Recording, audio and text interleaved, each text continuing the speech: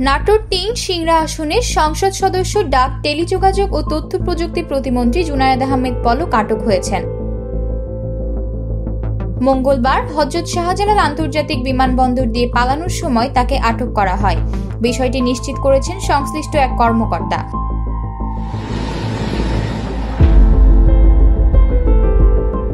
শেখ হাসিনার দেশত্যাগের খবর প্রচারের পরপরই সোমবার জুনায়েদ আহমেদ পলকের বাড়ি পুড়িয়ে দিয়েছে বিক্ষুব্ধ জনতা। কোটা আন্দোলনকে কেন্দ্র করে মোবাইল ইন্টারনেট একটানা 10 দিন বন্ধ ছিল। সেই সঙ্গে আরও 3 দিন ইন্টারনেটের গতি 30 থেকে 50 kbps এর মধ্যে ছিল। পাশাপাশি একটানা 5 দিন ব্রডব্যান্ড ইন্টারনেট বন্ধ করে রাখা হয়। সামাজিক যোগাযোগ মাধ্যম বন্ধ করে রাখা হয় টানা 14 দিন। এসব বিষয়ে জুনায়েদ আহমেদ পলক একবার এক ধরনের যুক্তি উপস্থাপন করেছেন, এতে সরকারের ভাবমূর্তিও ক্ষুণ্ণ হয়।